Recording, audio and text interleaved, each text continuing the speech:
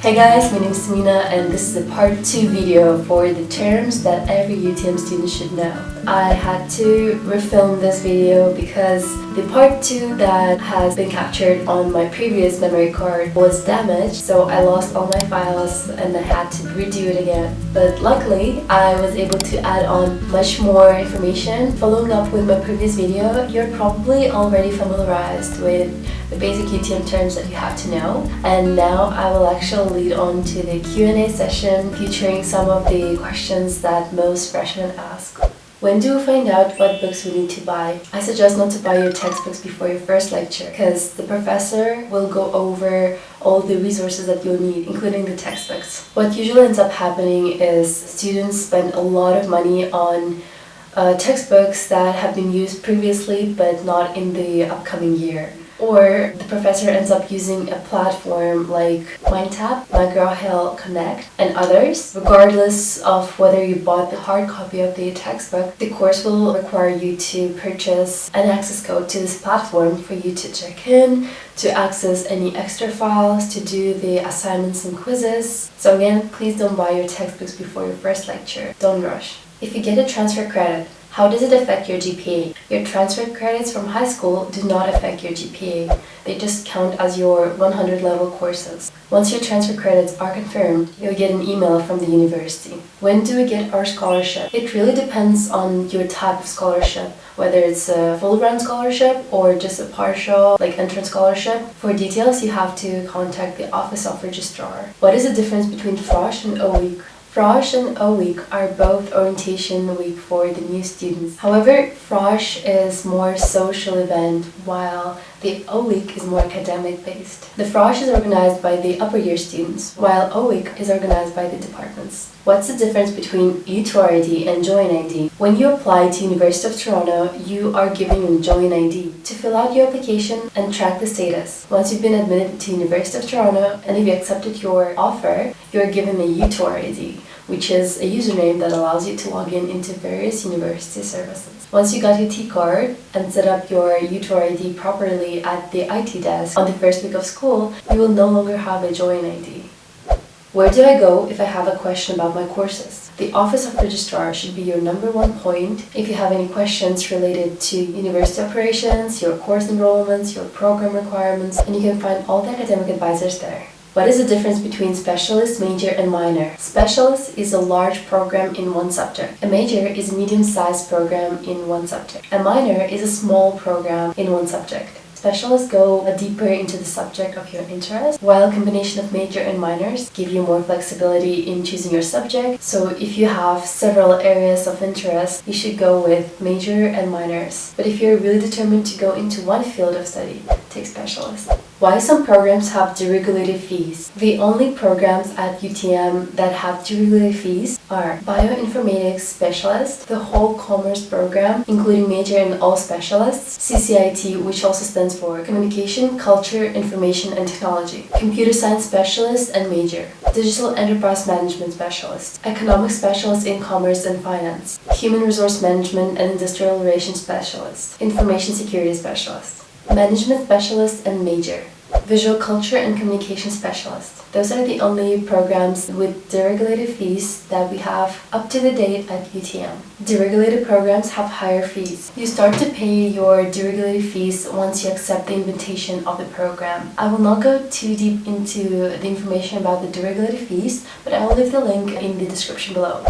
How many credits do you need to take if you are planning to attend university only in the fall and winter and graduate within 4 years? 5 credits is recommended. At the University of Toronto, we're using a credit system that determines what year you're in. Students who are between 0 and 3.5 credits are considered to be first-year students. Students who are between 4.0 and 8.5 credits are considered to be second-year students. Students who are between 9.0 and 13.5 credits are considered to be in their third year. Students who are between 14 and 20 credits are considered to be in their fourth year. In order to graduate, you have to complete 20 credits at least. How to calculate credits. Half-year courses, which are offered only in one semester, are considered to be half-credit courses. Full-year courses are considered to be full-credit courses. Every course at UofT is identified by its unique title and a course code. Let's use English 101 for example. The first 3 characters identify the academic department that offers the course. In this case, it's English department. The first number indicates the level of study. 100 level courses are introductory courses, and 400 level courses are the most advanced courses that are intended for upper years. Each course has its set of unique numbers. Changing even one digit can make a difference, so make sure you check that carefully.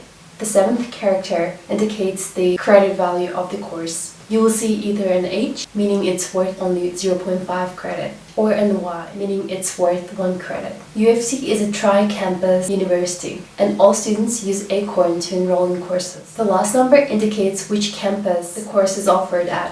1 is St. George's, 3 is UT Scarborough, and 5 is UTM. The last letter appears to be either as F, S, or Y. It identifies the session and the academic duration of the course. F is first semester, from September to December. S is a second term, from January to April. Y is a full year course, from September to April. If you're taking a summer school, the F courses are offered from May to June, while the S courses are offered from July to August.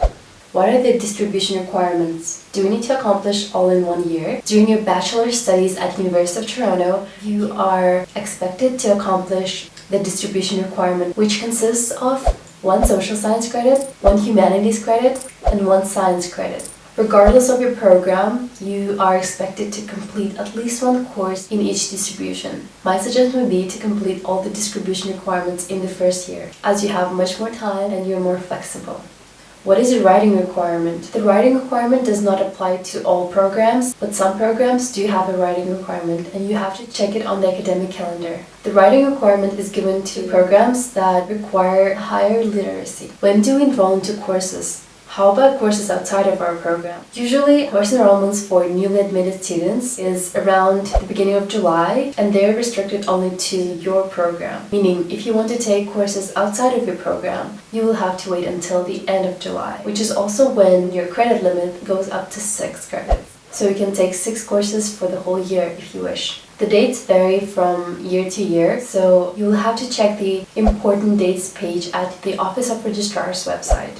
I will leave the link to this page in the description below. Do I have to wait until the enrollment begins to plan my courses? You don't have to. There's a really handy tool called UTM Timetable Planner that allows you to create your own timetable, but note that it doesn't take into account your program, your year. So you have to check the prerequisites for each course that you're taking, because you might have planned to take this course in your timetable planner, but in reality you're not allowed to take this course. What is TUT and PRA, and do I need to take them? TUT stands for tutorial and PRA stands for practical. If the course offers either of them or both of them, you are expected to take both.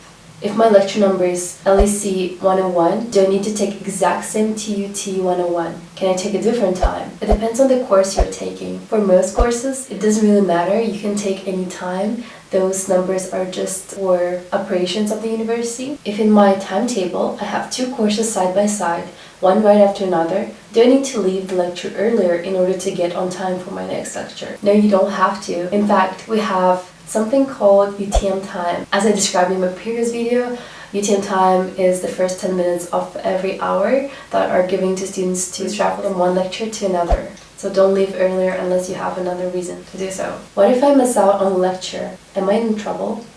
No. Sometimes we all do need breaks, sometimes due to our health issues or mental issues or availability issues. So it's completely up to you. At university, no one cares where you are except your lovely friends. But jokes aside though, there are some courses that are actually taking attendance in the lectures. So take that into account before skipping the lecture. What is the difference between Launch course and UTM1 course? UTM1 courses are offered only at UTM. They give you a credit. Launch courses are led by the upper year students who are in your program, and they're to help you smoothly transition from high school to university and help you to adapt to academic environment. Launch course does not give you a credit. However, their launch course for every field of study, from business to life sciences, we were introduced to campus resources. We're always updated about the events and opportunities on campus. The upper year students helped us with advices. They talked about their experiences, which was really insightful. people about their careers, graduating students who are sharing their stories about their internships and job placements. My launch leader really impacted me. The bottom line, launch course was really helpful. I really recommend that. It is also free. You are not charged anything. How do I pay for my tuition? There are different options available for you. In person at your bank, credit card payments on Acorn, higher ed points, and Western Union Global Pay. And I'll leave the link in the description below. Can UTM students take courses at St. George or Scarborough? Yes, absolutely. But the date for enrollment is closer to August. How likely is that we get our first choice for residence? I'm not completely certain about that, but my guess is the earlier you fill out the request for housing, the most likely you're gonna get your first choice. What is a flex dollar in a meal plan?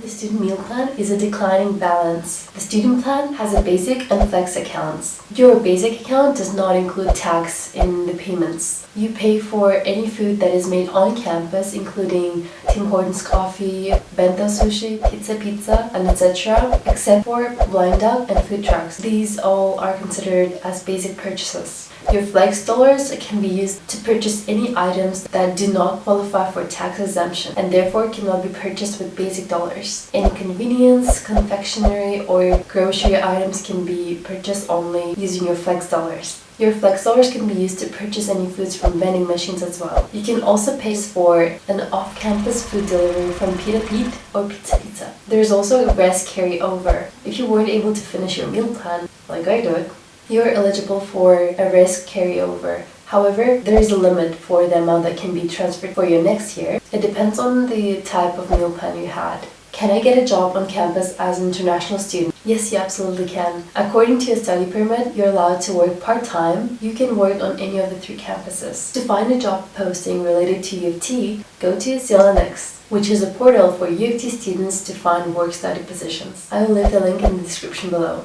Well, I guess I should stop here because that's been a lot. I really hope I helped you. If so, please give it a thumbs up, touch base with me. If you are an upcoming student or a current student, make sure to say hi to me because I love meeting new people. If you have any questions related to anything, hit me up. I'm always happy to help. If you'd like to see more videos related to UofT, post-secondary life in general, studying in Canada as an international student, please let me know. I'll be happy to put something up. Thank you so much for watching, and until next time.